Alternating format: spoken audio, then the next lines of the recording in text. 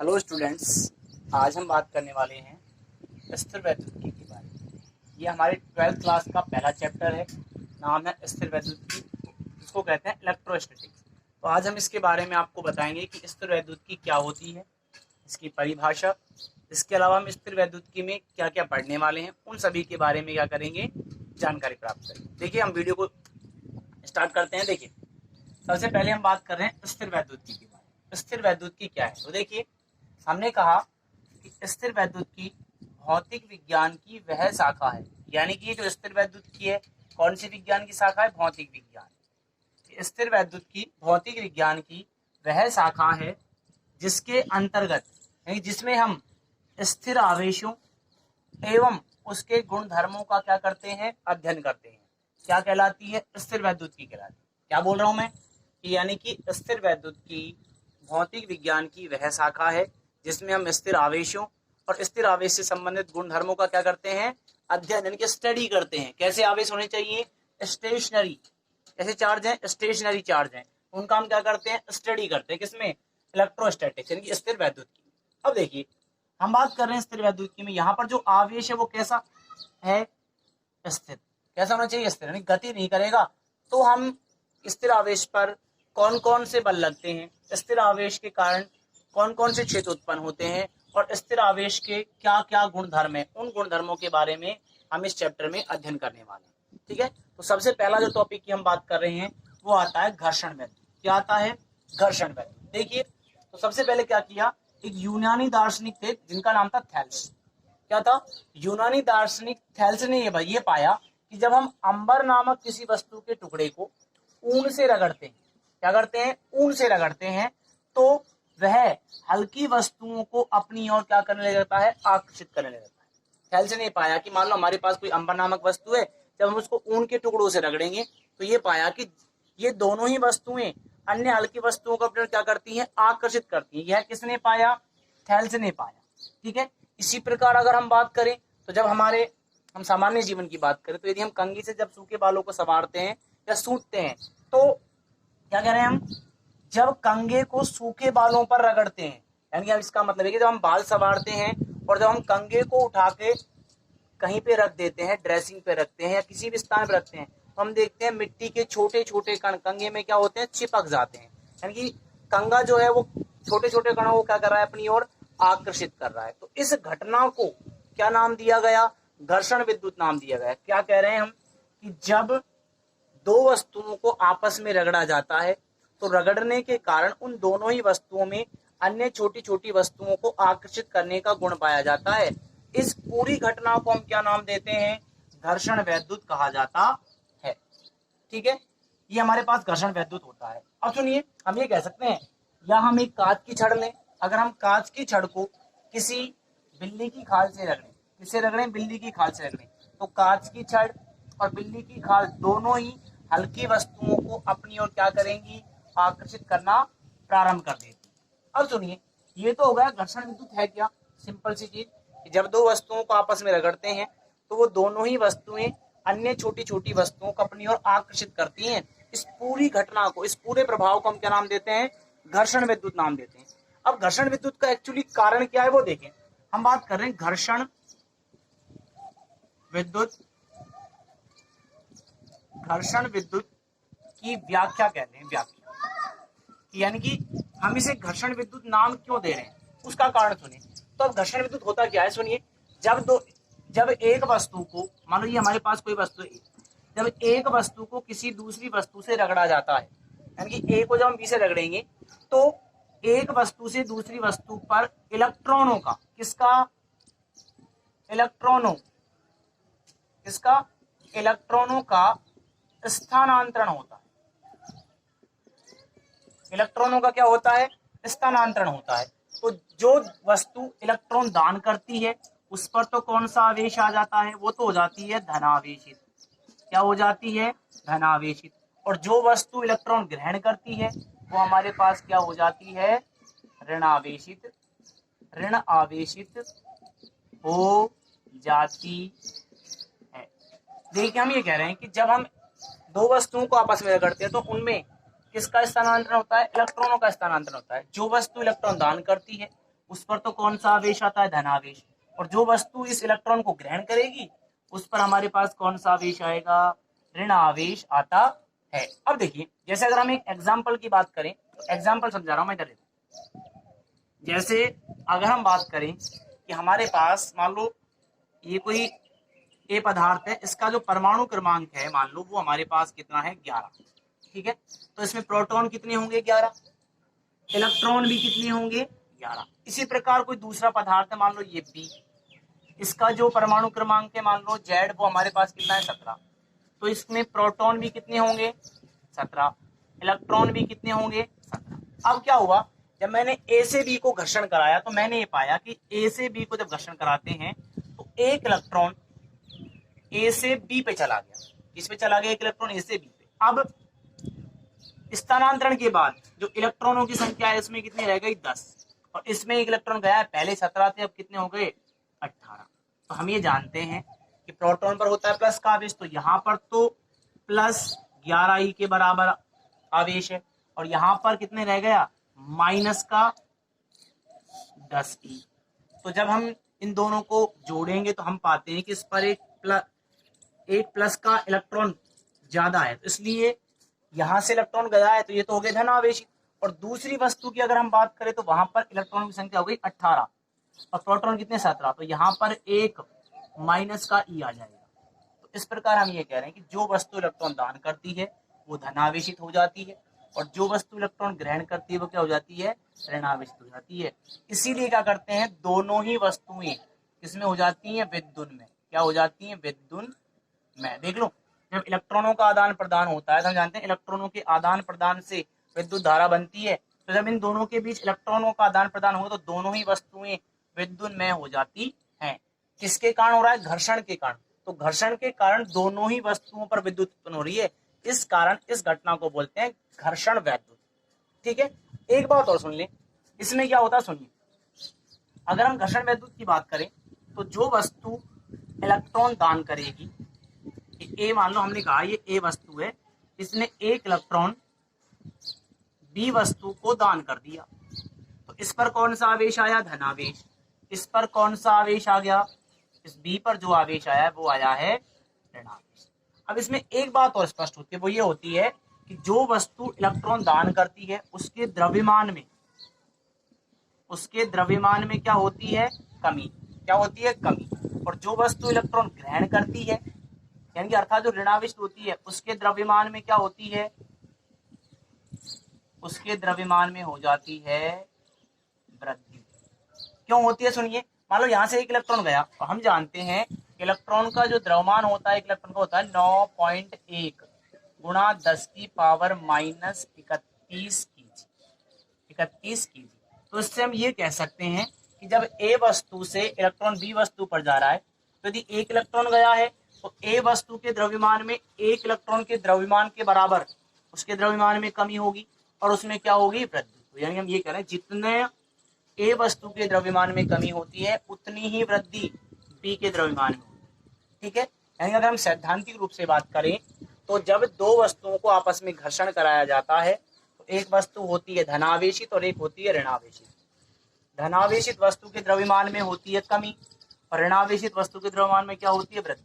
तो जितनी धनावेशित वस्तु के द्रव्यमान में कमी होती है उतनी ही वृद्धि ऋणावेशित वस्तु के द्रव्यमान में होगी। यानी कि घर्षण वैद्युत की प्रक्रिया में द्रव्यमान में कमी या क्या होती है, वृद्धि होती है।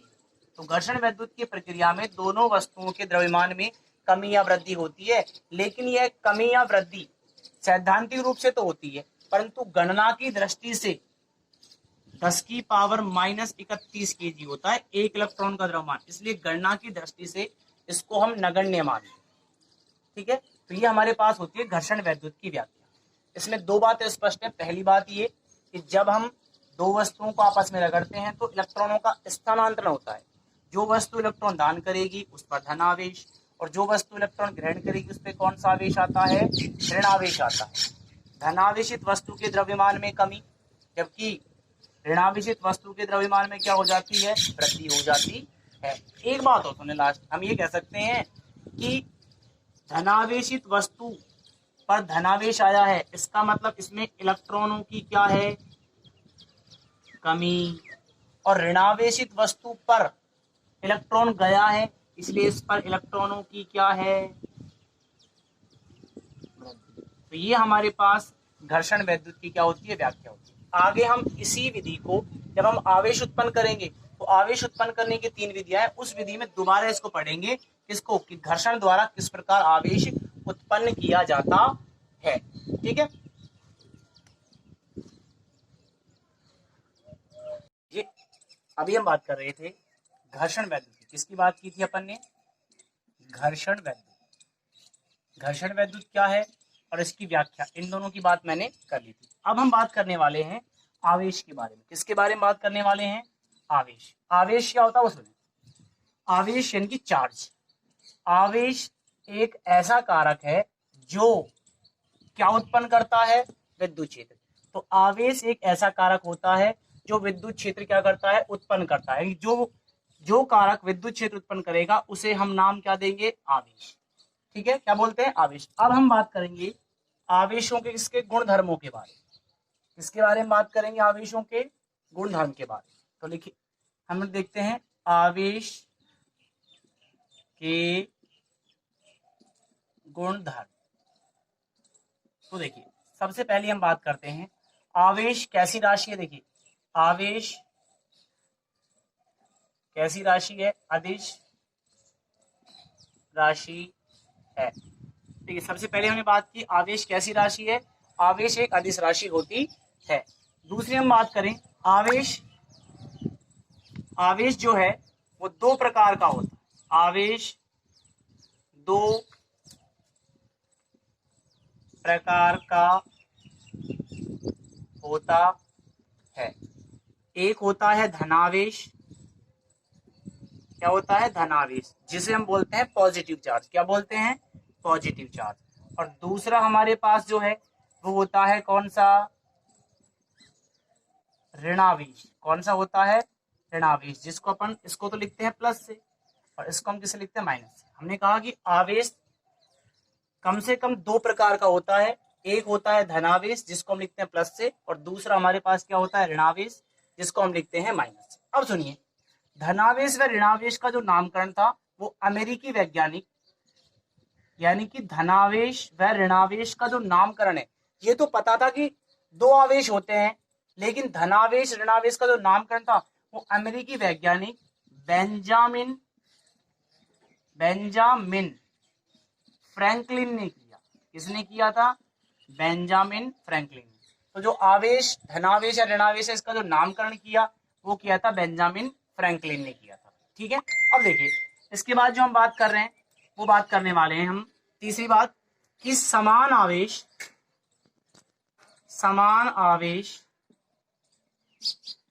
एक दूसरे को प्रतिकर्षित करते हैं, जबकि असमान जो आवेश हैं, जबकि असमान आवेश क्या करते हैं, एक दूसरे को, असमान आवेश एक दूसरे को क्या करते हैं, आकर्षित करते हैं। हम ये कह रहे हैं कि अगर हमारे पास समान आवेश है तो समान आवेश तो एक दूसरे को क्या करेंगे, प्रतिकर्षित करेंगे, और असमान आवेश एक दूसरे को क्या करेंगे, आकर्षित करेंगे। जैसे बात करें, देखिए अगर हमारे पास ये प्लस का आवेश है, इसके पास यदि मैं प्लस आवेश रखता हूं तो प्लस को क्या करेगा, दूर धकेलेगा, यानी क्या करेगा, प्रतिकर्षित करेगा। ऐसे ही अगर मैं बात करता हूं एक माइनस का आवेश और दूसरा माइनस का आवेश, ये आवेश भी एक दूसरे को क्या करते हैं, प्रतिकर्षित। यानी कि ऐसे क्या करते हैं, अगर प्लस को प्लस के पास लेके आओगे तो दूर भागेंगे, ये होता है प्रतिकर्षण। और अगर माइनस को माइनस के पास लेके आओगे तो ये भी क्या होंगे, एक दूसरे से दूर जाएंगे, इसको बोलते हैं प्रतिकर्षण। ये बात हम कर रहे हैं। और दूसरी क्या कही, असमान आवेश। असमान का मतलब क्या है, एक आवेश हो धनावेश और एक कौन सा है, ऋणावेश, तो ये एक दूसरे को प्रतिकर्षित नहीं क्या करेंगे, एक दूसरे को आकर्षित करेंगे। यानी कि समान आवेश एक दूसरे को प्रतिकर्षित करते हैं, जबकि असमान आवेश एक दूसरे को क्या करते हैं, आकर्षित करते हैं। ठीक है, अगली बात सुनिए। अगली बात यह है कि आवेश जो है वो संरक्षण नियम का पालन करता है। अगला है आवेश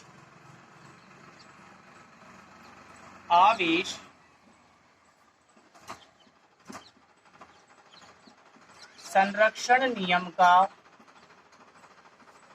पालन करता है। आवेश संरक्षण नियम का पालन करता है। किस प्रकार से करता है ये हम आगे डिस्कस करेंगे। अभी बस इतना ध्यान रखना है कि आवेश संरक्षण नियम का पालन करता है। अगली बात देखिए, आवेश क्वांटीकरण नियम का भी पालन करता है। हम ये कह रहे हैं कि एक तो हम कह रहे हैं कि आवेश संरक्षण नियम का पालन करता है, और दूसरा हम बात कर रहे हैं कि आवेश किस नियम का पालन करता है, क्वांटीकरण नियम। इन दोनों नियमों को हम आगे पढ़ेंगे कि आवेश संरक्षण का नियम क्या है और आवेश के क्वांटीकरण का नियम क्या है। अभी सिर्फ हम आवेश के मुख्य गुणधर्मों की बात कर रहे हैं। अगला जो हमारे पास आवेश है वो आता है कि जो आवेश है, आवेश निश्चरता नियम का पालन करता है। आवेश निश्चरता नियम का पालन करता है। आवेश निश्चरता नियम का पालन करता है, इसका मतलब क्या है, सुनिए। इसका मतलब यह है कि जितना आवेश किसी वस्तु में स्थिर अवस्था में होता है, उतना ही आवेश किसी वस्तु में गतिशील अवस्था में होता है। कहने का मतलब यह है कि आवेशों की निश्चरता के नियम अनुसार कि जितना आवेश किसी वस्तु में स्थिर अवस्था में होता है, उतना ही आवेश किसी वस्तु की गतिशील अवस्था में होता है। अर्थात आवेश का जो मान होता है वो वस्तु की गति पर निर्भर नहीं करता है। तो यानी कि ये कह रहा है कि अगर हमारे पास आवेश है किसी वस्तु में, मान लो ये वस्तु है ए, ठीक है, इस ए वस्तु पर मान लो मैंने मान लिया 2 कूलाम आवेश है। कितना आवेश है, 2 कूलाम। अगर ये स्थिर अवस्था में है तो भी इसमें 2 कूलाम रहेगा, और अगर ये गतिशील अवस्था, देखिए बेटा हम बात कर रहे थे आवेश की निश्चरता। हम ये कह रहे हैं कि जितना आवेश किसी वस्तु में स्थिर अवस्था में होता है, उतना ही आवेश किसी वस्तु में क्या होता है, गतिशील अवस्था में। जैसे हम लिखेंगे Q स्थिर बराबर Q गतिशील। इसका मतलब क्या, सुनिए कि हमारे पास ये कोई ए वस्तु है, ये स्थिर अवस्था में है, इस पर 2 कूलाम आवेश है। अगर ये वस्तु 2 मीटर प्रति सेकंड के वेग से अगर गति करने लगे तो भी इसका आवेश जो ए है, तो भी अगर हमारे पास ये ए वस्तु है जिसका आवेश कितना है, 2 कूलाम, और स्थिर अवस्था में है, अब यदि ये 2 मीटर प्रति सेकंड के वेग से गति करने लगे तो भी इसका आवेश कितना रहता है, 2 कूलाम ही रहता है। तो हम ये कह रहे हैं कि आवेश की निश्चरता नियम अनुसार किसी भी वस्तु का जो आवेश है वो वस्तु की गति पर निर्भर नहीं करता है। और लास्ट जो हम बात कर रहे हैं वो सुनिए। अच्छा, एक बात और सुन लें, हम ये कहते हैं कि किसी वस्तु का जो आवेश है ना, वो तो वस्तु की गति पर निर्भर नहीं करता, लेकिन जो हल्के कण होते हैं, हल्के कणों के लिए किसी वस्तु का जो द्रव्यमान होता है, क्या होता है, द्रव्यमान, वो वस्तु की गति पर निर्भर करता है। मैं आपसे कह रहा हूं कि गतिशील वस्तु, अगर कोई वस्तु गतिशील है तो गतिशील वस्तु का आवेश कभी भी चेंज नहीं होता है, परंतु अगर हम द्रव्यमान की बात करें तो हल्की वस्तुओं का द्रव्यमान वस्तु की गति पर निर्भर करता है। और किस प्रकार से निर्भर करता है, तो ये होता है आइंस्टीन के सापेक्षिकतावाद के अनुसार m बराबर m0 √1 minus v² upon c²। अगर हमारे पास कोई हल्की वस्तु है तो उस हल्की वस्तु का द्रव्यमान वस्तु की गति पर निर्भर करता है। और कैसे परिवर्तित होता है, m बराबर m0 √1 minus v² upon c²। यहाँ पर m0 जो है वो है वस्तु का विराम द्रव्यमान, विराम द्रव्यमान। v जो है, v है वस्तु का वेग, वस्तु का क्या है, वेग। और तीसरी जो बात करें सी जो है, सी होता है प्रकाश का वेग। किसका वेग होता है? प्रकाश का वेग। और इसका जो मान होता है 3 गुणा 10⁸ मीटर पर सेकंड। हम क्या कह रहे हैं? हम आपसे इसकी बात कर रहे हैं कि अगर कोई वस्तु गतिशील है और वस्तु हल्की है तो हल्की वस्तुओं का द्रव्यमान इस सूत्र के अनुसार परिवर्तित होता है, m बराबर m0 √1 - v²/c², जहां m0 वस्तु का विराम द्रव्यमान, v वस्तु का वेग जिस वेग से वस्तु गति कर रही है, और c होता है प्रकाश का वेग, वो होता है 3 गुणा 10⁸ मीटर पर सेकंड। अगर हम ये बात करें कि अगर कोई हल्की वस्तु 2 मीटर प्रति सेकंड के वेग से भी गतिशील है तो उसका द्रव्यमान ज्यादा होगा या कम? विराम द्रव्यमान से ये बताना है। तो क्या करेंगे सुनिए, m बराबर m0 1 - v²/c²। अगर हम v² का मान 2 मीटर पर सेकंड रखें तो इसका स्क्वायर होता है 4, और इसमें यदि c² का भाग दें तो c² का अगर हम स्क्वायर करें तो 9 गुणा 10⁸, तो 9 गुणा 10⁸ कितना हो जाएगा? 16। तो जब इस राशि का मान निकालेंगे तो ये राशि पॉइंटों में आएगी, ठीक है, दशमलव में आएगी, जो भी आएगी।